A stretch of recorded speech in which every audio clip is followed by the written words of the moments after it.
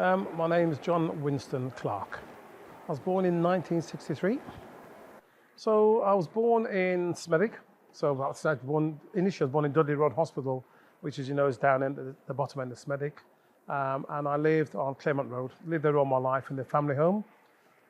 So early in my life, my father wasn't around, so unfortunately my father passed away basically a week before my first birthday. So mother brought the five of us up. So I was the youngest of five siblings, living on Claremont Road in Smethwick, which at the time, as most people know, was quite a poor area. I mean, we have the history of the Rivers of Blood speech from down the council house. We have Malcolm X history as well, come to Smethwick. So it was quite an area of I suppose it was an area of mixed tensions, but it wasn't really an area where within that area we didn't get on. So there's Irish, Scottish, Jamaican, Africans, Asians, everywhere. And at school and on the street, we all lived as neighbours. So it was an interesting time to grow up because it was a very friendly and very community-spirited part of Birmingham, to be honest with you.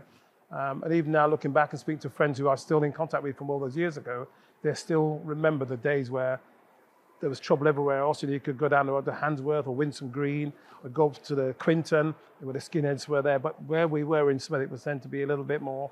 It's more of an understanding. People got together and got on a lot better, I think, in that area. So it's an interesting growing up. I say, without my dad, mum looking after her five children, she couldn't work. Initially, she used to work at Cadbury's, but we lived sufficiently.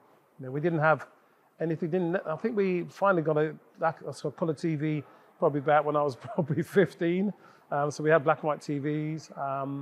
We didn't have central heating, so like most houses then, you had paraffin heaters and coal fires. You know, and we took it in turns to, as they make the fire, clean the fires, light the lamps in the evenings. You know, the good old days of you have a bath once a week, unless you've been doing something special or sports or something.